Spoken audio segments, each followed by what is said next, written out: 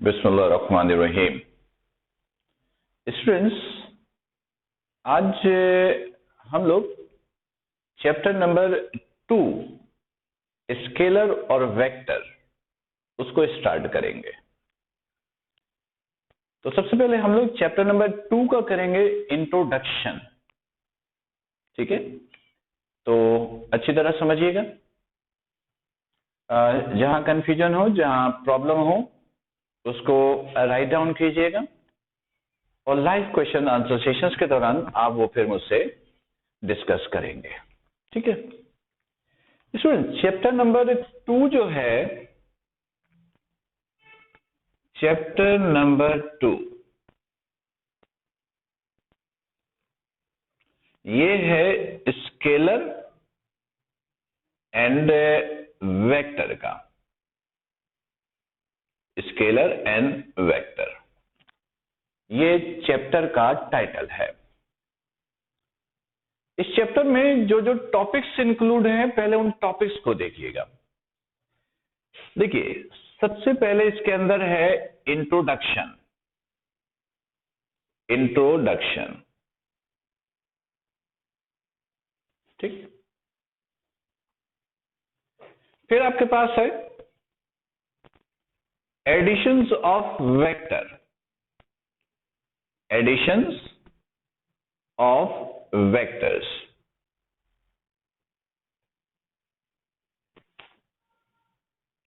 तीसरा टॉपिक इसके अंदर है dot product. Dot product.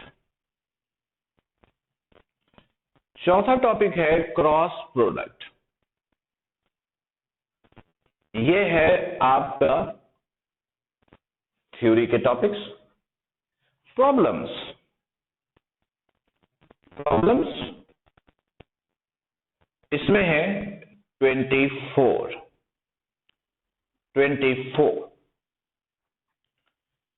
Student, board पर ये जो मैंने लिखा है, ये तो होल चैप्टर है, ये कंप्लीट चैप्टर है। अब इनमें से जिन टॉपिक को पेंडेमिक कोविड-19 की वजह से सिलेबस को कंडेंस कर दिया गया है, रिड्यूस कर दिया गया है, उसके बाद अब आपके चैप्टर में कौन कौन से टॉपिक्स रह गए हैं, जरा पहले उनको देखिएगा। यानी अब आपके पेपर के पॉइंट ऑफ व्यू से सिलेबस क्या है उसे देखिएगा। स्टूडेंट्स, ये है, ये निकाल दिया गया है, ये इंक्लूड है, ये इंक्लूड है। 24 न्यूमेरिकल में से जो कि इंक्लूड है, उसमें number 1, number 6, number 7, number 9, number 10, number 12, number 13, number 15, number 16, number 17, number 18, number 20, number 21, number 22, number 23, number 24। Students, ये सब आपके सिलेबस का फिलहाल हिस्सा है। याद रखिएगा, कंडेंस सिलेबस के बाद ओवरऑल चैप्टर का तकरीबन 85% वो इंक्लूड ही है। 85% सिलेबस में इंक्लूड ही है। सिर्फ उस टॉपिक को मना कर दिया गया है या निकाल दिया गया है जो इस साल वैसे भी आपके लिए इंपॉर्टेंट नहीं था। राइट? हम लोग स्टूडेंट्स इसी सीक्वेंस में स्टडी करेंगे। इंट्रोडक्शन में कोई कंफ्यूजन हो, कोई प्रॉब्लम हो, तो लाइव क्वेश्चंस आंसर सेशन में आप डिस्कस कीजिएगा। क्लियर? ओके स्टूडेंट्स, ये जो इंट्रोडक्शन वाला पोर्शन है, ये सिर्फ ये इंट्रोडक्शन तकरीबन 4 to 5 लेक्चर्स का है। तो आप अंदाजा लगा सकते हैं कि ये कितना इंपॉर्टेंट सेगमेंट होगा, राइट, जिसका आज हम लोग पहला लेक्चर ले रहे हैं। ओके, ठीक है स्टूडेंट्स। सबसे पहले तो ये क्लियर कीजिएगा कि स्केलर और वेक्टर होता क्या है। स्केलर और वेक्टर कहते किसको हैं, सुनिएगा गौर से। एक वर्ड हम लोग इस्तेमाल करते हैं और उसे कहते हैं मैग्नीट्यूड। पहले ये वर्ड क्लियर करेंगे, मैग्नीट्यूड। मैग्नीट्यूड किसे कहते हैं स्टूडेंट? मैग्नीट्यूड हम लोग वैल्यू को कहते हैं, क्वांटिटी को कहते हैं। जैसे सपोज मैंने कहा एक बॉडी है, उसकी वेलोसिटी है 5 मीटर पर सेकेंड। तो ये जो 5 है ये मैग्नीट्यूड को रिप्रेजेंट करेगा। मैंने कहा यू हैव 100 रुपीज। ये जो 100 है ये मैग्नीट्यूड को रिप्रेजेंट करेगा। मैंने कहा आपके बॉडी का वेट 400 पाउंड है, ये 400 ये मैग्नीट्यूड को रिप्रेजेंट करेगा। यानी मैग्नीट्यूड का मतलब है वैल्यू, मैग्नीट्यूड, क्वांटिटी। क्लियर है ये वर्ड? ओके स्टूडेंट, उसके बाद एक और वर्ड क्लियर करेंगे, प्रॉपर यूनिट्स। Proper units. देखिए फर्ज कीजिए कि अगर आप एक यूटिलिटी स्टोर पर जाते हो और उससे आप जाकर कहते हो we have to required 3 meter sugar. If you say you have to required 3 meter sugar, जरा सोचे शॉपकीपर क्या करेगा? क्या आपको 3 मीटर शुगर मेजर करके देगा? Answer is no. If you say give me 3 kg sugar, क्या होगा? वो मेजर करेगा, आपको दे देगा। केजी भी यूनिट है, मीटर भी यूनिट है, पर जो क्वांटिटी आपको रिक्वायर्ड था उसके लिए जो स्पेसिफिक यूनिट था वो आप यूज नहीं कर रहे थे। यानी जो क्वांटिटी आपको चाहिए था उसके लिए यूनिट जो स्पेसिफाई किया गया था वो केजी ही था। तो केजी जो है वो उस क्वांटिटी के लिए प्रॉपर यूनिट था। आप यूनिट पहले भी यूज कर रहे थे, लेकिन प्रॉपर यूनिट का इस्तेमाल जरूरी है, राइट? चले, ये वर्ड भी क्लियर हो गया होगा। अच्छा, यहां पे एक पॉइंट और क्लियर कर दूं, हर फिजिकल क्वांटिटी का यूनिट हो ऐसा जरूरी नहीं है। यूनिट हो भी सकता है और नहीं भी हो सकता है, ठीक है? ओके, एक और वर्ड इस्तेमाल करते हैं, डायरेक्शन। डायरेक्शन, डायरेक्शन, ये सिंपल सा वर्ड है, राइट? अब गौर से सुनिएगा, मैग्नीट्यूड स्केलर के पास भी होगा, वेक्टर के पास भी होगा। मैग्नीट्यूड स्केलर के पास भी होगा, वेक्टर के पास भी होगा। प्रॉपर यूनिट्स, याद रखिएगा, यूनिट्स का स्केलर वेक्टर से कोई ताल्लुक नहीं है। यूनिट्स का स्केलर वेक्टर से कोई ताल्लुक नहीं है। डायरेक्शन, कुछ फिजिकल क्वांटिटीज ऐसी होती हैं जिनको डिफाइन करने के लिए उनकी डायरेक्शन का इस्तेमाल लाजमी रिक्वायर्ड होता है। आप डायरेक्शन का इस्तेमाल नहीं करेंगे तो कॉन्सेप्ट क्लियर नहीं होता, डेफिनेशन कंप्लीट नहीं होगी। जैसे फॉर एग्जांपल मैंने कहा डिफाइन वेट, वेट को डिफाइन करो। आप क्या कहोगे? वेट फोर्स है, नो डाउट, ग्रेविटी की, अर्थ की, वो फोर्स जो अर्थ बॉडी पर अप्लाई करता है in the direction of downward. Downward का वर्ड यूज नहीं करोगे, डेफिनेशन इनकम्प्लीट है, डाउनवर्ड यूज करना पड़ेगा। लेकिन बात फिजिकल क्वांटिटीज ऐसी होती हैं कि अगर आप डायरेक्शन का इस्तेमाल करना चाहें तो कंफ्यूजन जनरेट होगी। जैसे अगर फर्स्ट करें कि मैंने आपसे कहा कि इस वक्त टाइम क्या हुआ है,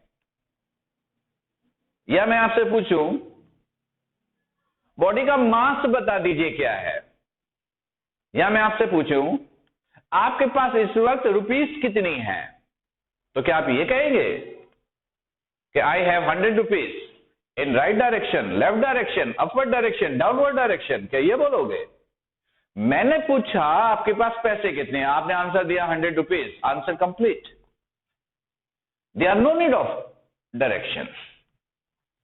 तो कुछ फिजिकल क्वांटिटीज ऐसी होती हैं जिनको डिफाइन करने के लिए डायरेक्शन चाहिए, कुछ फिजिकल क्वांटिटीज ऐसी होती हैं जिनको डिफाइन करने के लिए डायरेक्शन की जरूरत नहीं होती है। तो गौर से सुनिएगा, सच type of physical quantities, such type of physical quantities in which only magnitude is required. There are no need of unit and direction. Such type of physical quantities in which only magnitude is required are known as scalar quantities or scalars. यानी scalar उन physical quantities को बोलते हो जिनको define करने के लिए direction का होना जरूरी नहीं है, मैग्नीट्यूड होगा, सिर्फ मैग्नीट्यूड जरूरी। जैसे मास, स्पीड, रिफ्रैक्टिव इंडेक्स,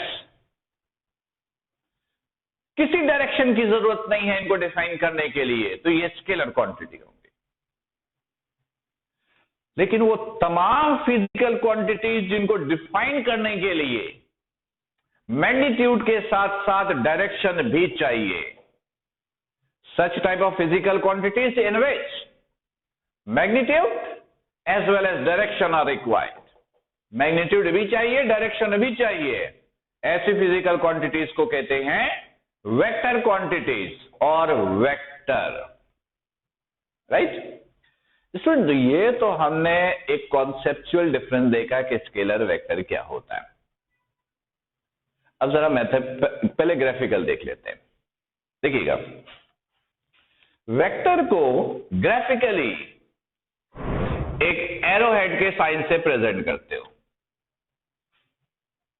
एक एरो के साइन से वेक्टर को प्रेजेंट करोगे। ये स्टार्टिंग पॉइंट है, स्टार्टिंग पॉइंट को हम लोग टेल कहते हैं, टेल, और एंडिंग पॉइंट को हम लोग हेड कहते हैं। स्टार्टिंग पॉइंट को टेल और एंडिंग पॉइंट को क्या कहेंगे? हेड कहेंगे। ये जो लेंथ है, ये लेंथ, इस लेंथ को कहते हो मैग्नीट्यूड। इस लेंथ को क्या कहते हो? मैग्नीट्यूड। और ये जो एरो हेड है, ये इसे कहते हो डायरेक्शन। ये डायरेक्शन है। मैग्नीट्यूड और डायरेक्शन मिलेगा, ये दोनों मिलेगा तो बनता है वेक्टर। Vector, right. यानी वेक्टर को एरो हेड के साइन से शो करोगे। उसकी जो लेंथ होती है, ये लेंथ, इसे मैग्नीट्यूड कहते हैं, और ये जो एरो का साइन होता है ये डायरेक्शन के लिए इस्तेमाल करते हैं। और एरो हेड जिस पॉइंट पर होता है उस पॉइंट को कहते हो हेड, और स्टार्टिंग पॉइंट को क्या बोलते हो? टेल। यहां तक क्लियर? ओके। अब मैथमेटिकली देखते हैं। देखिए स्टूडेंट्स, मैंने कहा कि if A is a vector, मैंने कहा ए वेक्टर एक वेक्टर है। मैंने कहा मैथमेटिकली लिखकर बताओ। तो वेक्टर की प्रेजेंटेशन के लिए बड़े सिंबल्स हैं, बहुत सारी चीजें आप इस्तेमाल कर सकते हो। नंबर 1, आप इसके ऊपर एरो यूज कर दो, आप इसे बोल्ड कर दो, बोल्ड कर लो, ये है। आप इसके नीचे ये साइन यूज कर लो, ऊपर ये साइन यूज कर लो, सिंपल बार यूज कर लो। ये सब हम वेक्टर की प्रेजेंटेशन के लिए इस्तेमाल कर लेते हैं, लेकिन इस लेवल पर कंफ्यूजन से बचने के लिए हम सिर्फ एक सिंबल यूज करेंगे और वो है एरो हेड। इफ आई से B is a vector, B is a vector, तो आप इसके ऊपर एरो का साइन लगा दोगे, राइट? ओके, तो मैंने कहा कि A is a vector, A is a vector। तो स्टूडेंट्स, अगर A एक वेक्टर क्वांटिटी है, A एक वेक्टर क्वांटिटी है, तो इसके बाद दो चीजें होंगी, मैग्नीट्यूड और डायरेक्शन। मैग्नीट्यूड और डायरेक्शन। मैंने कहा यार एक काम कीजिए, सिर्फ इसका मैग्नीट्यूड लिखकर बताइए। A is a vector. Vector means there are two properties, magnitude and it has a direction also. मैंने कहा मुझे सिर्फ इसका मैग्नीट्यूड लिखकर बताइए। मैग्नीट्यूड कैसे लिखोगे? गौर से सुनिएगा। A is a vector, magnitude अगर सिर्फ लिखना है तो एक ऑप्शन है, ये साइन यूज कर लीजिए, इसको कहते हैं साइन ऑफ मॉड। ये मैग्नीट्यूड के लिए इस्तेमाल होता है। किसके लिए इस्तेमाल होता है? मैग्नीट्यूड के लिए। इसको ऐसे पढ़ोगे, magnitude of vector A, magnitude of vector A, magnitude of vector A. Mod use ना करना चाहो तो एक और ऑप्शन है, आप ऊपर से एरो को हटा दो, सिंपल ए लिख लो, इसे भी हम मैग्नीट्यूड ऑफ ए पर पढ़ेंगे। Suppose B is a vector, B is a vector। मैंने कहा इसका मैग्नीट्यूड लिखकर बताइए, तो ऐसे लिखेंगे, मॉड लगा दिया, this is magnitude of vector B, magnitude of vector B. ऐसे नहीं लिखना चाहे आप ऐसे लिख दीजिए, सिंपल, और B, this is magnitude of vector B. Clear students? तो आपने वेक्टर को ग्राफिकली, मैथमेटिकली और कॉन्सेप्चुअली ये लिखना जरा आपने सीख लिया।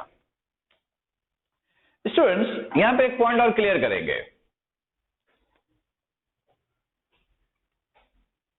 आज आप लोगों ने जो कुछ सीखा, इसमें हमने सिर्फ स्केलर और वेक्टर का कॉन्सेप्ट देखा और कुछ भी नहीं।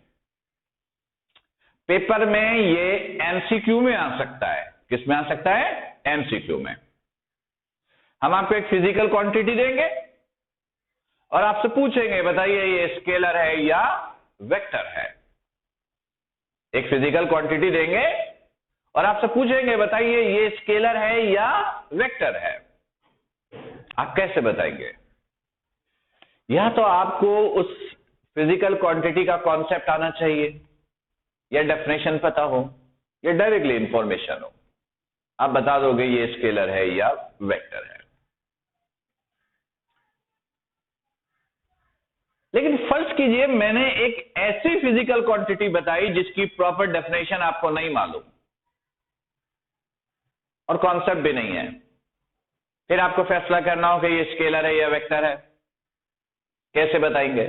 जैसे फॉर एग्जांपल मैंने पूछा बताइए कैलोरी स्केलर है वेक्टर है? कैलोरी स्केलर है वेक्टर है? डेफिनेशन तो किसी को नहीं मालूम आप में से, आंसर कैसे दोगे?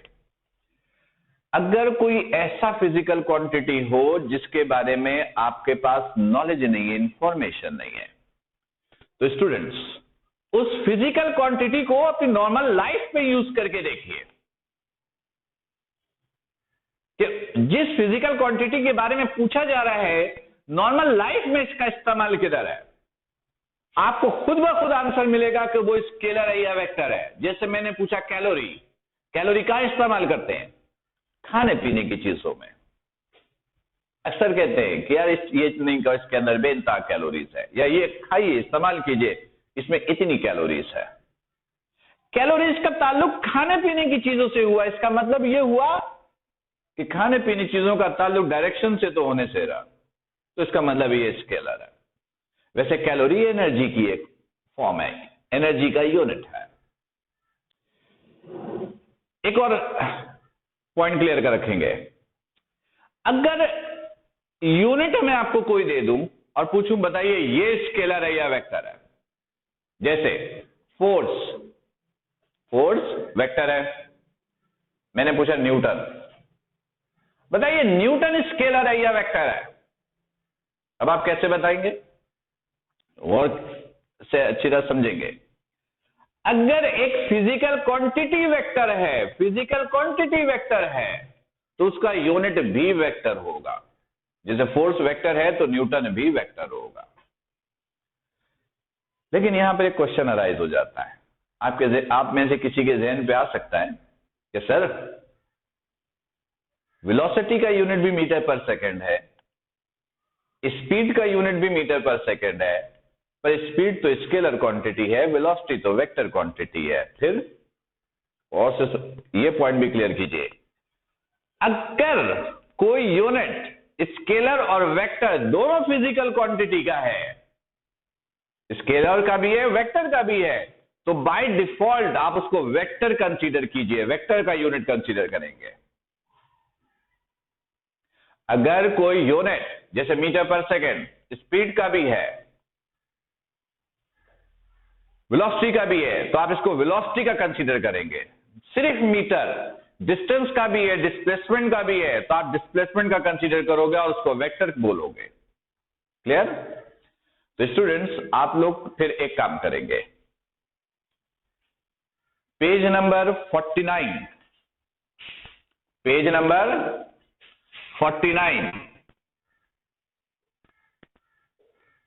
क्वेश्चन नंबर 1, इसको आप लोग सॉल्व करेंगे।